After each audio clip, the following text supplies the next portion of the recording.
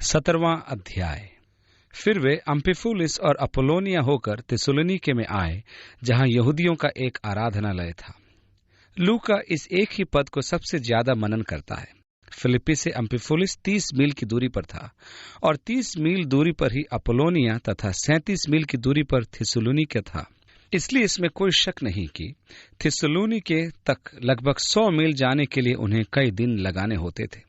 और दूसरी आयत में लिखा है, और पौलुस अपनी रीति के अनुसार उनके पास गया और 3 सप्त के दिन पवित्र शास्त्रों से उनके साथ विवाद किया और उनका अर्थ खोल खोल कर समझाता था कि मसीह को दुख उठाना और मरे हुओं में से जी उठना अवश्य था, और यही यीशु जिसकी मैं तुम्हें कथा सुनाता हूँ मसीह है। पौलुस ने उनके शास्त्रों को लिया और उनमें से ही उनको दिखाया कि मसीह को मरना अवश्य था। वह यशायाह 53 अध्याय तथा भजन 22 पढ़कर सुना रहा था और समझा रहा था, जहां मसीह की मृत्यु के विषय में बताया गया है। वह उन्हीं के शास्त्रों से तर्क देकर दिखाता था कि मसीह को दुख उठाना व मरना अवश्य था, और यीशु ही मसीह है जिसका हम तुम्हें प्रचार करते हैं। और चौथी आयत में, उनमें से कितनों ने और भक्त यूनानियों में से बहुतेरों ने और बहुत सी कुलीन स्त्रियों कुलीसियों ने मान लिया और पौलुस व सिलास के साथ मिल गए।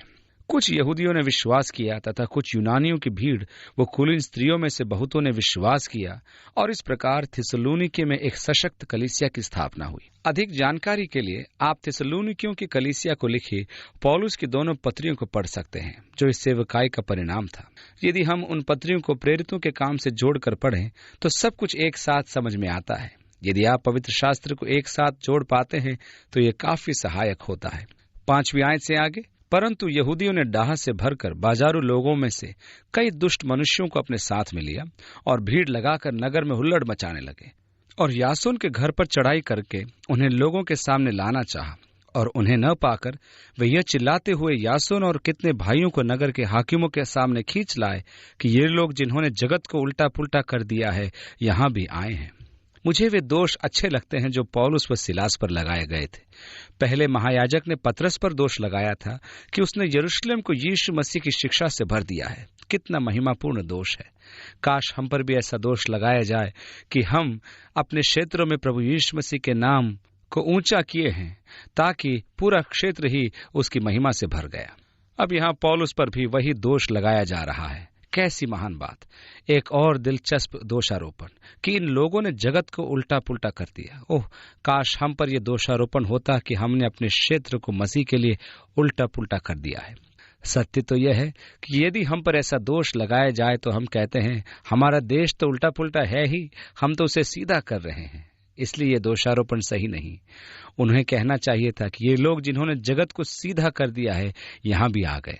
जो लोग शरीर के अनुसार जीते हैं और परमेश्वर की इच्छा के अनुसार नहीं जीते, उन लोगों की प्राथमिकताएं उल्टी होती हैं। वे उल्टा जीवन जीते हैं। इस उलट पुलट को हमें सीधा करना है। कलीसिया का मिशन है कि लोगों को पलटें, सीधा करें, ताकि परमेश्वर के साथ उनका सही संबंध हो और वे अपनी प्राथमिकताओं को सीधा बनाएं।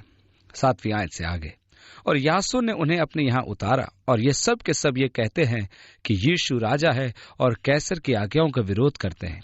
उन्होंने लोगों को और नगर के हाकिमों को यह सुनाकर घबरा दिया, और उन्होंने यासोन और बाकी लोगों से मुचलका लेकर उन्हें छोड़ दिया। अर्थात यासोन को अपनी जमानत करानी पड़ी। बाकी लोगों से मुचलका लेकर उन्हें छोड़ दिया। भाइयों ने तुरंत रात ही रात पौलुस व सिलास को बीरिया भेज दिया, और वे वहां पहुंचकर यहूदियों के आराधनालय में गए। परंतु इन लोगों ने उपदेश देना नहीं छोड़ा। और आगे लिखा है, ये लोग जो थिस्सलुनीके के यहूदियों से भले थे और उन्होंने बड़ी लालसा से वचन ग्रहण किया और प्रतिदिन पवित्र शास्त्र में ढूंढते रहे कि ये बातें यूं ही हैं कि नहीं। थिस्सलुनीके में पौलुस उनको 3 सप्ताह तक समझाता रहा। पौलुस ने बीरिया आकर वहां भी लोगों को समझाया। ये लोग थिस्सलुनीके के लोगों से भले थे। उन्होंने घर जाकर वचन को पढ़ा और जांचा कि पौलुस ठीक कह रहा है या नहीं। मैं इस बात को प्रोत्साहन देना चाहता हूँ। मैं टेलीविजन पर बहुत कूड़ा करकट आजकल सुनता हूँ, और मैं चाहता हूँ कि लोग उसे देखने के बाद अपने पवित्र शास्त्र खोलकर देखें कि क्या वो जो सिखाया जा रहा है पवित्र शास्त्र पर आधारित है कि नहीं। हाल ही में एक प्रचारक पौलुस के शरीर के कांटे की बात कर रहा था, और उसने टीवी पर बोला, बाइबल में और कहाँ कांटे का जिक्र है? पौलुस का कांटा क्या था? लोग कहते हैं कि वह एक शारीरिक कमजोरी थी, परंतु और कहां बाइबल में हम कांटा शब्द पाते हैं। मत्ती के अध्याय में बीज बोने वाले के दृष्टांत पर मनन करें तो हम पाते हैं कि वहां पर कांटों का अर्थ क्या है। वे इस जीवन की चिंताएं थे और धन का धोखा और दूसरी वस्तुओं का लोभ। इसलिए पौलुस का कांटा इस जीवन की चिंताएं थी। वह अपने आप में इतना डूब गया था, ऐसा यह व्यक्ति सिखा रहा था। बिल्कुल गलत। बाइबल की महान व्याख्या, परंतु अपनी अनुक्रमणिका उठाएं और आप पाएंगे जिस कांटे का जिक्र पौलुस कर रहा है वह टेंट की खूंटी था, और मत्ती में जिस कांटे का जिक्र है वह एक छोटा कांटा था जो झाड़ी में होता है।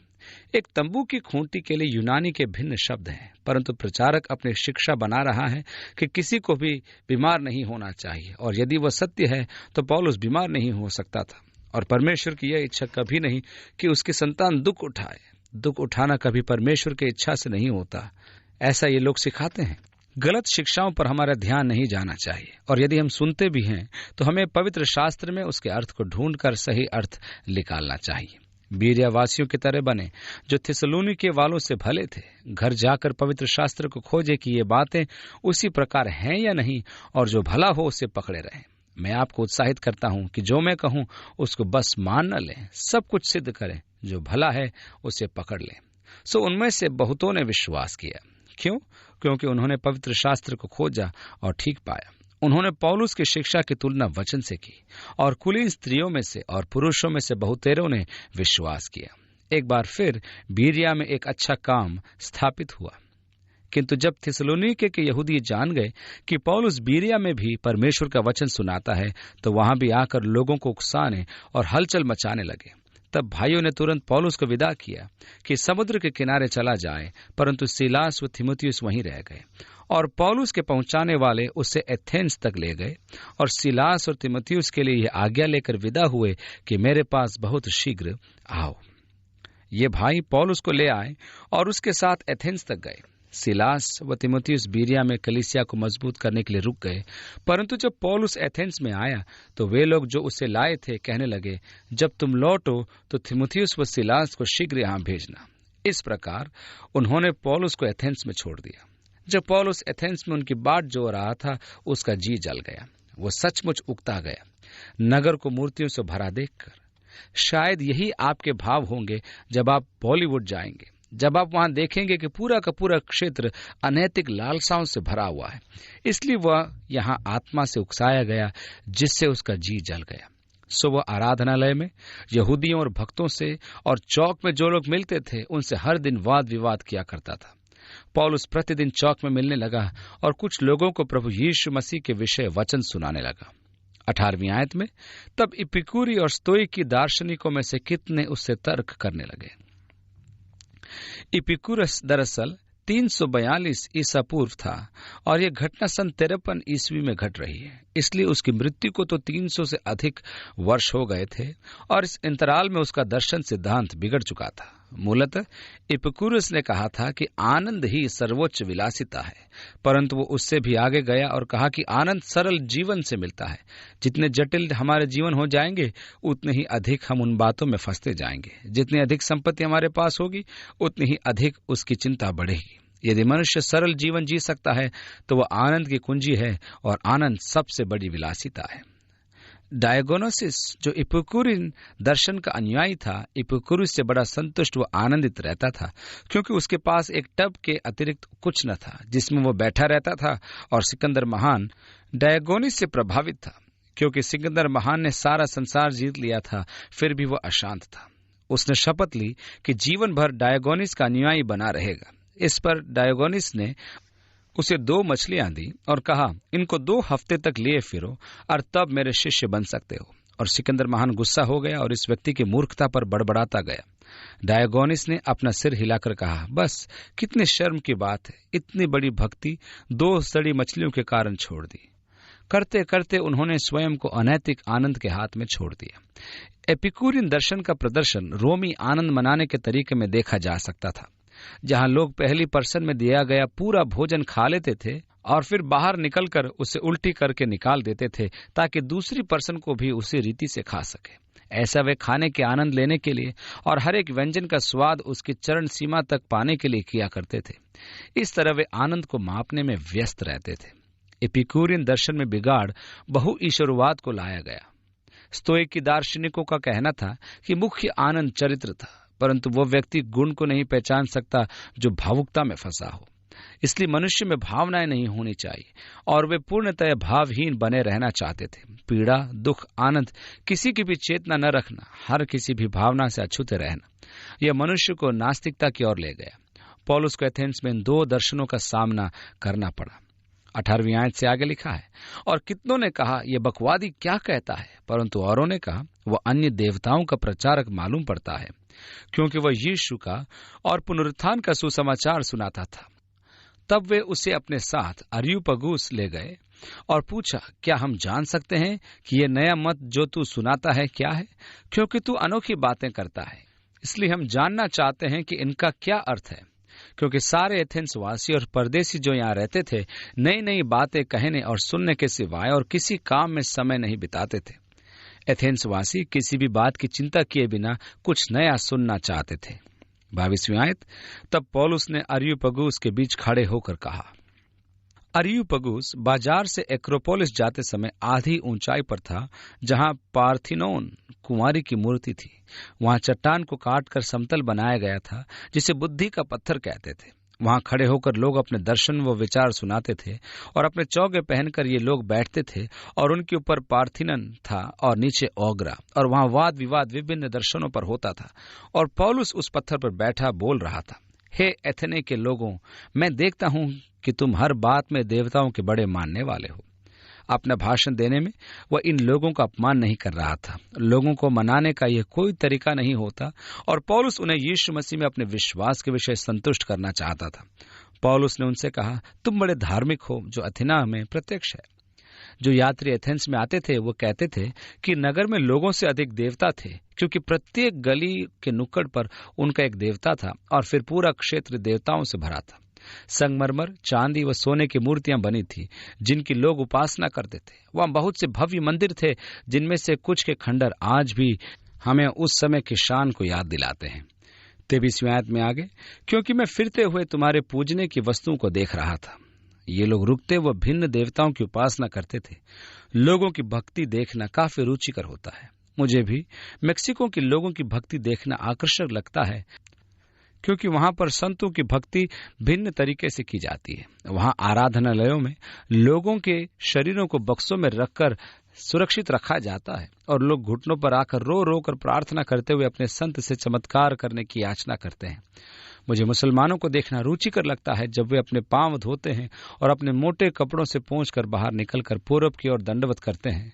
और पौलुस उनकी भक्ति को देखकर कहता है, तो एक ऐसी वेदी पाई जिस पर लिखा था, अनजाने ईश्वर के लिए। 200 वर्ष के बाद एक खोजी जो एथेंस से गुजरा वह इतिहासकार पासोलिनियस था और वह अपनी पुस्तकों में एथेंस की मूर्तियों की संख्या के विषय लिखता है।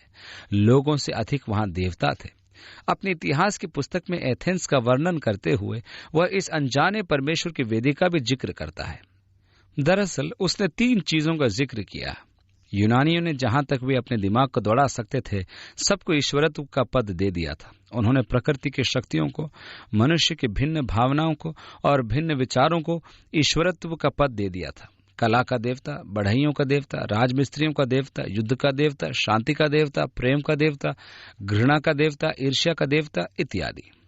और कुछ लोगों ने बेशक सोचा कहीं हम किसी को भूल न गए हों और किसी को छोड़ न दें, इसलिए उन्होंने ये भी लिख दिया, अनजाने ईश्वर के लिए। 23वीं आयत, सो जिसे तुम बिना जाने पूछते हो मैं तुम्हें उसका सुसमाचार सुनाता हूं। रुचिकर है, पौलुस वहां से आरंभ करता है जहां वे थे। तुम बड़े धर्मी लोग हो, ये मैंने देखा है। और नीचे अगोरा में मैंने उस छोटी वेदी को देखा जो अनजाने ईश्वर के लिए है।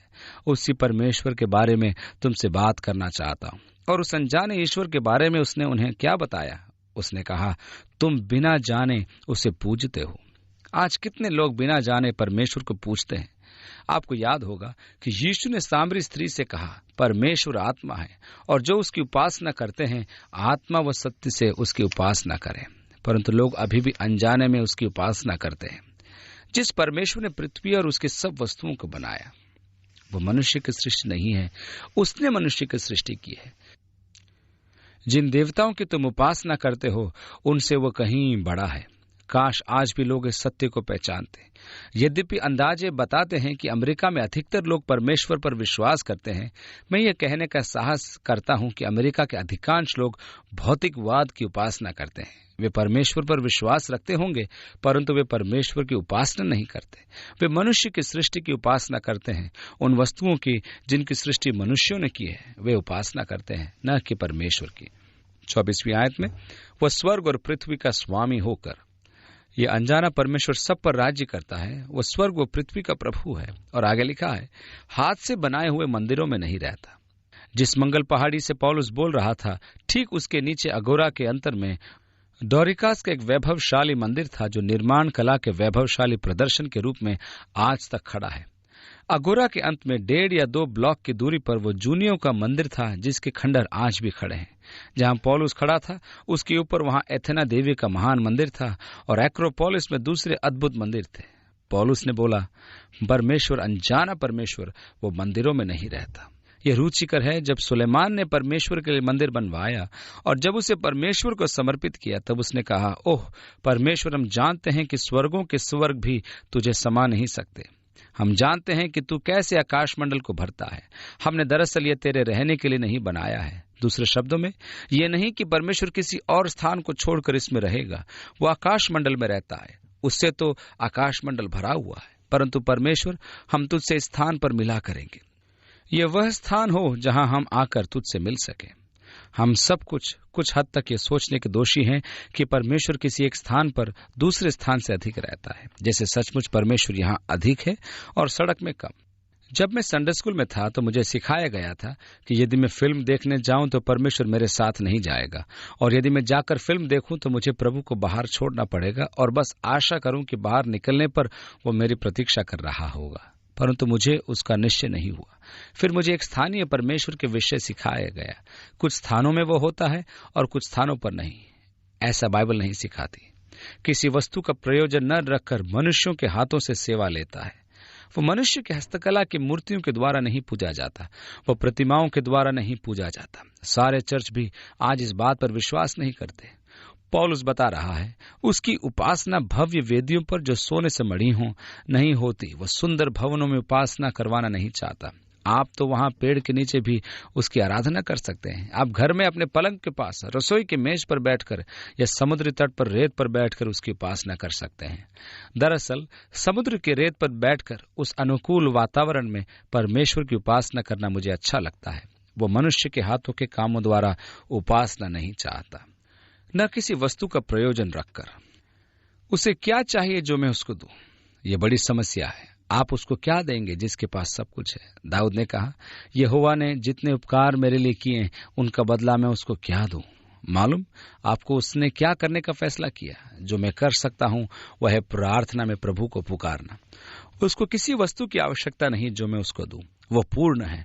मेरे परमेश्वर को कुछ देने से परमेश्वर को कोई लाभ नहीं, लाभ तो मुझे होता है। मेरा जीवन परमेश्वर को देने से भी मेरा लाभ ही होता है।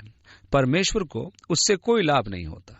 कई बार हम परमेश्वर के लिए अपनी भेंटों को लेकर बड़ा व्यापार करना चाहते हैं। हम चाहते हैं लोग कहें, ओह आप अद्भुत हैं, आपने जो परमेश्वर को दिया वह कितना महिमापूर्ण है। हमारी इस प्रकार की मानसिकता है कि हम ऐसे मनुष्य को उठाते हैं जिसने परमेश्वर को दिया मानो परमेश्वर को किसी वस्तु की आवश्यकता हो। सब कुछ देता है, 25वीं आयत में लिखा है, क्योंकि वह तो आप ही सबको जीवन और श्वास और सब कुछ देता है। इसलिए हमारा बल इस बात पर नहीं होना चाहिए कि हम परमेश्वर को क्या दें, परंतु इस बात पर कि परमेश्वर ने हमें क्या दिया है। सेवक इस बात पर बल न दें कि आप परमेश्वर के लिए क्या करें, परंतु हमें बल इस बात पर देना है कि परमेश्वर ने आपके लिए क्या किया है और आप परमेश्वर के लिए ही क्या कर सकते हैं। इन क्षेत्रों में हम इतने कमजोर हैं, तो अभी हम सुनते हैं कि सेवकाई में निरंतर बल दिया जाता है। आपको ये करना चाहिए, आपको वो करना चाहिए, भाइयों उठो, ये करो, वो करो।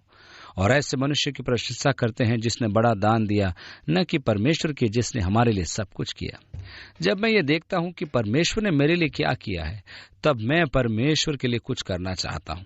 ये सोचकर हम गलती करते हैं कि मैं परमेश्वर के लिए कुछ कर सकता हूं और फिर परमेश्वर उसके बदले कुछ करेगा। अब यदि आप 1 सप्ताह तक उपवास रखेंगे तो परमेश्वर आपको दर्शन देना शुरू करेगा। ऐसा नहीं लिखा है। उपवास के समय परमेश्वर के लिए यह करें और तभी परमेश्वर उत्तर देगा, ऐसा भी नहीं लिखा है। यदि आप प्रभु की प्रशंसा करना आरंभ करें और अपने हाथ उठाकर प्रभु की स्तुति करेंगे और 3 बार हालेलुया बोलेंगे तो काम हो जाएगा, ऐसा भी नहीं लिखा है। सच्ची स्तुति ये नहीं कि अच्छा परमेश्वर अब मुझे दे, परंतु सच्ची स्तुति है, परमेश्वर तूने इतना दिया है, मैं तेरा कैसे धन्यवाद करूं। हे प्रभु, तू मेरे लिए कितना भला है। और यह स्वतः होता है उस पहचान से जो परमेश्वर ने मेरे लिए किया है। ये सच्ची प्रशंसा है। इसलिए हमें जानना है ये नहीं कि हम परमेश्वर के लिए क्या कर सकते हैं, परंतु परमेश्वर ने हमारे लिए क्या किया है। और फिर परमेश्वर का प्रेम मुझे प्रतिक्रिया दिखाने के लिए बाध्य करता है। मैं उस भलाई के प्रति प्रतिक्रिया दिखाता हूँ, आशीषों के प्रति प्रतिक्रिया दिखाता हूँ, और मेरा जीवन इतना भरपूर और आशीषित होता है कि मैं परमेश्वर को प्रतिक्रिया दिखाता हूँ और मैं परमेश्वर के उस अनुग्रह, भलाई एवं प्रेम को अधिकाधिक सीखता हूँ और समझ पाता हूँ। मैं उस स्थान पर पहुंच रहा हूँ जहाँ मैं स्वयं को प्राप्त नहीं कर सकता। शीघ्र मेरा परिवर्तन होगा, वो मुझे अपनी महिमा में बदल देगा। उसकी आशीषें व भलाई मेरे जीवन पर इतनी भरपूर, इतनी पूर्ण है कि मैं छलकता हूँ। तब ये देखकर कि उसने सबको जीवन और श्वास और सब कुछ दिया है, मैं उसको अपनी प्रतिक्रिया दिखाना चाहता हूँ। 26वीं आयत में उसने एक ही मूल से मनुष्यों के सब जातियां सारी पृथ्वी पर रहने के लिए बनाई हैं। परमेश्वर ने हम सबको एक बनाया है, न कोई यहूदी, न यूनानी, असभ्य या स्कूती, गुलाम या स्वतंत्र, नर या नारी। यीशु सब में सब कुछ है। उसने हम सबको एक बनाया और उनके ठहराए हुए समय और विश्वास के सिवानों को इसलिए बांधा है। परमेश्वर हमारे जीवन की सीमाएं बांधता है। मेरा जीवन पूर्णतया परमेश्वर द्वारा बंधा है। उसने मेरे अस्तित्व की सीमाओं को बांधा है। मेरे माता के गर्भ में पड़ने से बहुत पहले से वो मुझे जानता है। इस तंबू को छोड़कर जाने के मेरे समय को भी वो जानता है। वो उन परिस्थितियों को भी जानता है जब मुझे इस तंबू को छोड़कर मुझे जाना होगा। मेरा जीवन पूर्णतया उसके द्वारा बंधा हुआ है कि वे परमेश्वर को ढूंढे, कदाचित उसे टटोल कर पा जाएं। 27वीं आयत में आगे लिखा है, तो भी वो हम में से किसी से दूर नहीं। अब वो परमेश्वर के विषय में शिक्षा देना शुरू करता है और वह कहता है कि हर स्थान पर अर्थात संपूर्ण सृष्टि में परमेश्वर की उपस्थिति है, जिसके विषय दाऊद ने भजनों में कहा कि तूने मुझे आगे पीछे घेर रखा है, अपना हाथ मेरे ऊपर रखे रखा है। तेरे आत्मा से भागकर मैं किधर जाऊं, या तेरी उपस्थिति से भागकर कहाँ जाऊं। यदि मैं स्वर्ग में चढ़ जाऊं तो तू वहां है, यदि मैं नरक में बिस्तर बिछाऊं तो देख तू वहां भी है। यदि मैं प्रातः के पंख लगाकर समुद्र के सुदूर भागों में रहूं, वहां भी तेरा हाथ मेरी अगुवाई करेगा, क्योंकि वह तुम में से किसी से दूर नहीं। 28वीं आयत, क्योंकि हम उसी में जीवित रहते और चलते फिरते और स्थिर रहते हैं। मैं परमेश्वर द्वारा पूर्णतया घिरा हुआ हूँ। अपने अस्तित्व के लिए मैं पूर्णतया उस पर निर्भर हूँ। मैं उसी में वास करता हूँ। परमेश्वर मेरे जीवन को संभालता है, मैं उस पर निर्भर हूँ। मैं परमेश्वर में चलता फिरता हूँ, कहीं भी जाऊं वो वहां है। मैं उसमें, वो उसके द्वारा ही अस्तित्व में हूँ। 28वीं आयत में आगे, जैसे तुम्हारे कितने कवियों ने भी कहा है कि हम तो उसके वंश भी हैं। और ये एरेटस और एक्लेंथीस के लेखों में भी है। ये दोनों यूनानी कवि हुए थे जिन्होंने कहा कि हम परमेश्वर के वंश से हैं, और पौलुस कहता है कि वे कवि ठीक कहते थे। 29वीं आयत में आगे, सो परमेश्वर का वंश होकर हमें यह समझना उचित नहीं कि ईश्वरत्व सोने या रूपे या पत्थर के समान है, जो मनुष्य की कारीगरी और कल्पना से गढ़े गए हैं। हम परमेश्वर की संतान हैं, परमेश्वर हमारी संतान नहीं है। हम अपने ईश्वर को स्वयं नहीं बना सकते, यद्यपि मनुष्य ऐसा करता है। मनुष्य परमेश्वर की संतान है। आदि में जब परमेश्वर ने मनुष्य की सृष्टि की तो उसने मनुष्य को अपनी समानता व स्वरूप में बनाया था, परंतु मनुष्य का पतन हुआ, वो परमेश्वर की समानता से गिर गया, और आज हम चारों ओर मनुष्य को उसकी पवित्र अवस्था में देखते हैं। वो परमेश्वर की समानता में बनाया गया था, परमेश्वर के रूप में बनाया गया था, परंतु उसका पतन हो गया। जब पवित्र आत्मा अपने कार्य को मेरे जीवन में पूरा कर लेगा, तब मेरा पुनः स्थापन परमेश्वर के रूप में पूरा हो जाएगा और मैं निर्दोष उसके सामने खड़ा होऊंगा। ये बड़े आनंद की बात है। ये परमेश्वर का कार्य है। मैं परमेश्वर की संतान हूँ।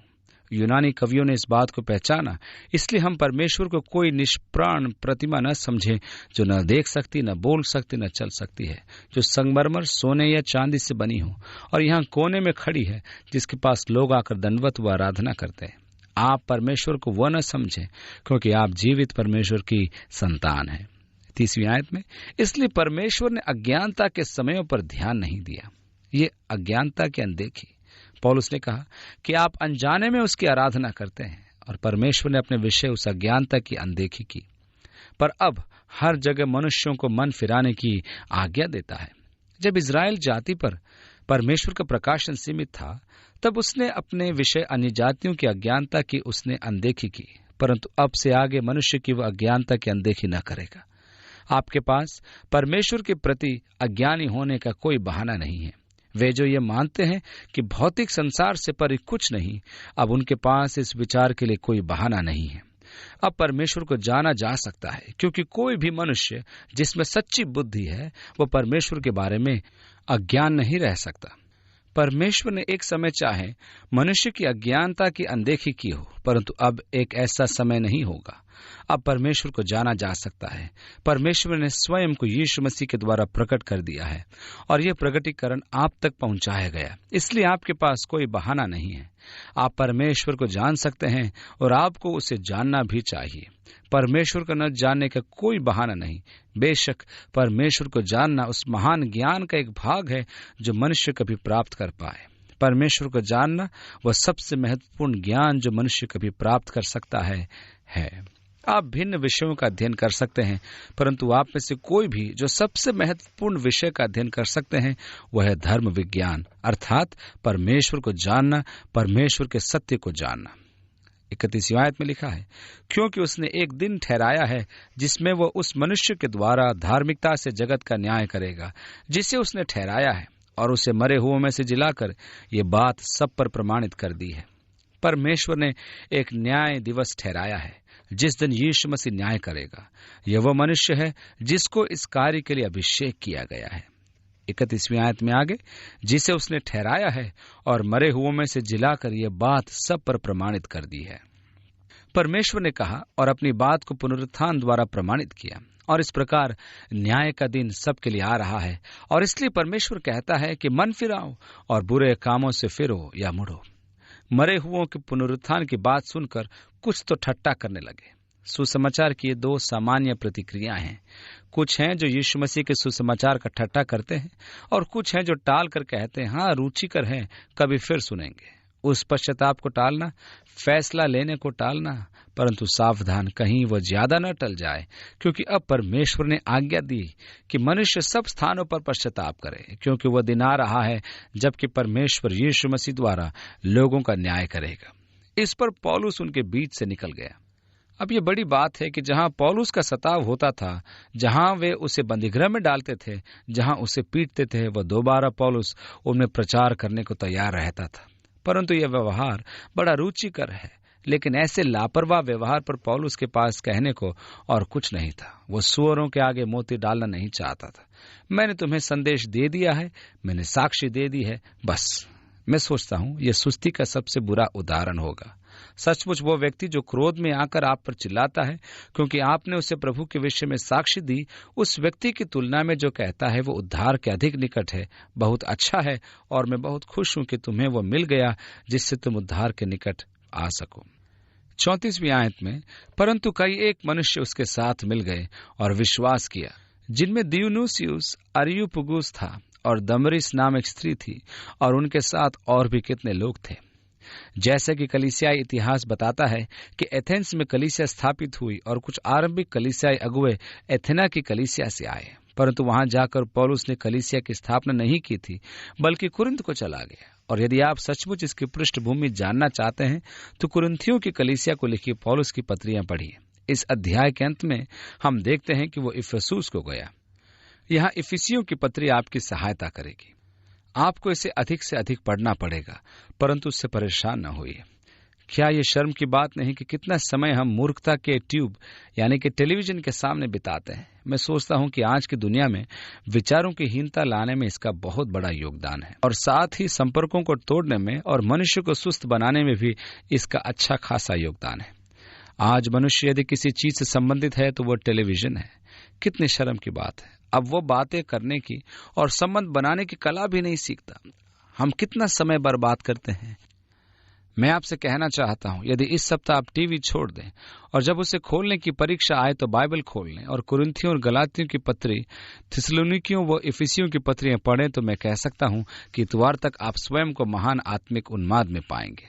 मैं कह सकता हूं कि आप शायद उस दिन चर्च में भी आएंगे। ये शायद आपका वर्ष का सबसे अच्छा सप्ताह होगा और आप फिर चकित होंगे कि यह सप्ताह इतना अच्छा कैसे निकला। आप अंदाजा नहीं लगा सकते कि आप अपने शरीर का नहीं, आत्मा का पोषण कर रहे थे, और यदि आप आत्मा का पोषण कर रहे थे तो आत्मा से अनंत जीवन को पाएंगे भी। यदि आप शरीर का पोषण करेंगे तो देह से तो आप स्वास्थ्य को प्राप्त करेंगे। ओह, यह एक अच्छा विचार था। आप मुझे न्यायाधीश के सामने ले जा सकते हैं, पीट सकते हैं, जो चाहे कर सकते हैं, परंतु यह अच्छा विचार है। इसका प्रयोग करके देखें, शायद आपको अच्छा लग जाए। टीवी कम देखें, प्रभु का वचन ज्यादा पढ़ें। प्रभु आपको आशीष दे। प्रभु आपके साथ हो। वो आपको अपने ज्ञान व समझ से भर दे कि आप एक अधिक गहरे, पूर्ण व भरपूर तरीके से उसको जान सकें, कि इस सप्ताह आपका जीवन मसीह यीशु में अधिक भरपूर हो और उसमें परिपक्वता तक आप बढ़ पाएं। जब परमेश्वर अपने आत्मा द्वारा उसको पुनः स्थापित करता है जो पतन के कारण खो गया था, तो आपके आचरण में और उसके साथ संबंध में परमेश्वर आपको आशीष दे। काश हमारे साथ और हमारे मनों में ये वचन सदा बना रहे। यीशु के नाम में आमीन।